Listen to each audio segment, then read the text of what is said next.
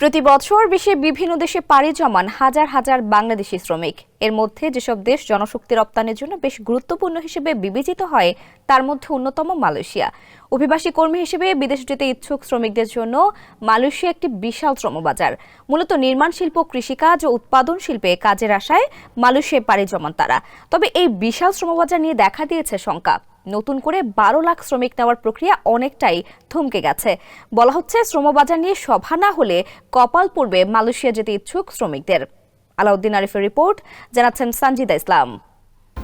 আগামী ফেব্রুয়ারি মাস থেকে বিদেশি শ্রমিকদের জন্য বাজার খুলে দেবে মালয়েশিয়া। দেশটি নতুন করে প্রায় 12 লাখ শ্রমিক নেবে বলে জানা গেছে।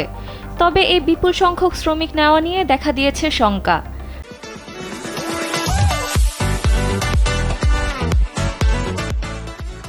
আগামী 29 থেকে 31 ডিসেম্বর মালয়েশিয়ার মানব সম্পদ মন্ত্রণালয়ের মন্ত্রী ও বাংলাদেশের প্রবাসী কল্যাণ মন্ত্রণালয়ের উপদেষ্টা পর্যায়ের একটি সভা অনুষ্ঠিত হওয়ার কথা ছিল।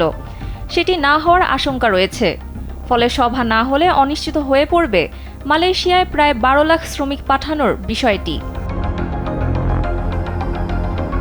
যৌথ ওয়ার্কিং কমিটির সভা না হওয়ার নেপথ্য কারণ হিসেবে জানা গেছে, বিগত সময়ে মালয়েশিয়ায় জনশক্তি রপ্তানি নিয়ে ব্যবসায়ীদের ভয়াবহ বিরোধের বিষয়টি। ব্যবসায়ীদের একটি পক্ষ নিজেদের বঞ্চিত দাবি করে অন্য পক্ষের বিরুদ্ধে মামলা করে। ওই মামলার তদন্ত করছে সিআইডি। অন্যদিকে 5 আগস্ট থেকে পূর্ববর্তী সময়ে শ্রমিক পাঠানোর নামে অর্থ পাচারের অভিযোগ এনে আলাদা অনুসন্ধান করছে দুর্নীতি দমন কমিশন।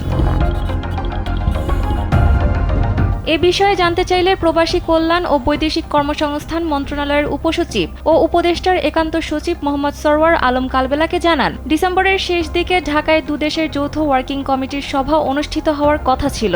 সেটা না হওয়ায় আগামী জানুয়ারিতে যৌথ ওয়ার্কিং কমিটির মিটিং করার চেষ্টা করছে মন্ত্রণালয়। কালবেলার অনুসন্ধানে জানা গেছে, বাংলাদেশ সরকারের পক্ষ থেকে নানামুখী চেষ্টার পরও মালয়েশিয়ান সংশ্লিষ্টদের সভায় রাজি করানো যায়নি। মালয়েশিয়ান মানব সম্পদ মন্ত্রী সহ যেসব কর্মকর্তা বাংলাদেশে আসবেন তাদেরও কোনো সফরসূচি পায়নি বাংলাদেশ। ফলে শিগগির সভা হওয়ার সম্ভাবনা নেই। এতে করে মালয়েশিয়ায় বড় শ্রমবাজার হারানোর আশঙ্কায় বাংলাদেশ। তথ্য বলছে, মালয়েশিয়ান স্বরাষ্ট্র মন্ত্রণালয়ে 31 মের মধ্যে শ্রমিক পাঠানোর সময়সূচি বেঁধে দেওয়ায় উড়োজাহাজের টিকিট সংকট সহ নানা কারণে যেতে পারেনি প্রায় 18,000 শ্রমিক। 4 অক্টোবর মালয়েশিয়ার প্রধানমন্ত্রী আনোয়ার ইব্রাহিমের ঢাকা সফরের সময় সরকারের পক্ষ থেকে বিষয়টি উপস্থাপন করা হয়। তিনি সেই 18,000 শ্রমিক নেওয়ার ঘোষণা দেন। এ বিষয়ে সংশ্লিষ্টরা জানান, মালয়েশিয়ার প্রধানমন্ত্রী গত 4 অক্টোবর ঘোষণা দেওয়ার 3 মাসের বেশি সময় অতিবাহিত হয়ে গেছে, কিন্তু ওই 18,000-এর একজন শ্রমিককেও পাঠাতে পারেনি বাংলাদেশ। ফলে ওই শ্রমিকদের পাঠানোর বিষয়টিও অনিশ্চিত হয়ে পড়েছে। জনশক্তি রপ্তানি সংশ্লিষ্ট বিশেষজ্ঞরা বলছেন, মালয়েশিয়ার মতো বড় শ্রমবাজার হারালে দেশের অপূরণীয় ক্ষতি হবে। তাই সরকারের পক্ষ থেকে বিষয়টি গুরুত্ব সহকারে দেখা উচিত। সেই সাথে মালয়েশিয়া সরকারের আস্থা ফেরাতে সেখানে দ্রুত লবিস্ট নিয়োগ করা জরুরি বলেও মনে করছেন তারা। সঞ্জিদা ইসলাম, কালবেলা।